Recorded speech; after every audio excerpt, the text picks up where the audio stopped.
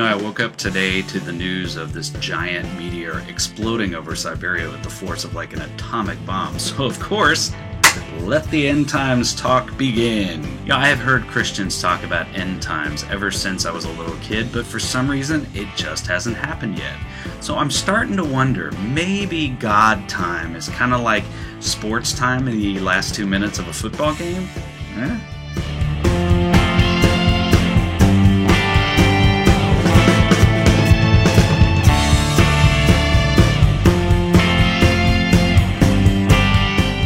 Believe it or not, it is time once again for Church Sign Epic Fails, and this week we are talking about the end of the world. Welcome to the Apocalypse Now edition. Our first sign comes from End Times Church, and the sign is pretty straightforward. It says, Home of the End Times Church. Now, the great news about this church is you never actually have to tithe, seeing as how, they're not going to be around at the end of the month to pay the rent. That landlord's such a sucker. Our next sign is from First United Methodist Church, and their sign is pretty simple and straightforward too. It says, Wet and Ready. Wow, that is a church that's pretty excited about end times. I mean, really excited. Our next sign is from St. Matthew's Church, and it's got a picture of our little white baby Jesus with a rainbow coming out of his head. And the sign says, It's Christmas, time for Jesus to come out. Oh, so that explains the whole no sex, no marriage thing. Ugh. Next sign is from Mount Hope Community Baptist Church, and their sign says, Our ceiling is God's floor. Yeah, that's nice and all living under God, but the problem is, he just keeps walking back and forth throughout the service. It's so distracting me. What does that guy wear, like Gene Simmons boots?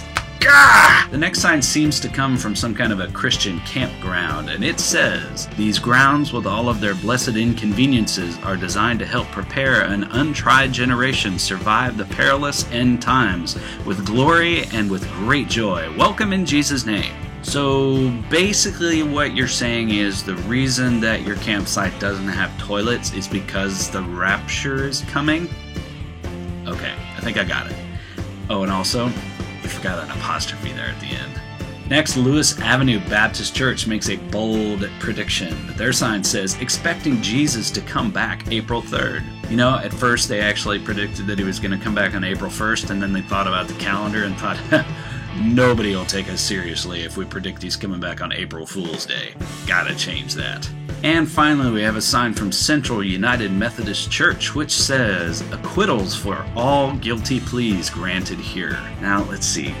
The reason we Protestants ended up breaking away from the Catholic Church to begin with was we kind of had an issue with this whole intercessory leadership authority kind of... Oh, screw it. Never mind. As you were. Well, the clock is ticking, and since the end is near, I better get on some clean underwear. My mom always warned me about that. Until next time, I am Christian Pyatt, and you have been watching Church Sign Epic Fails.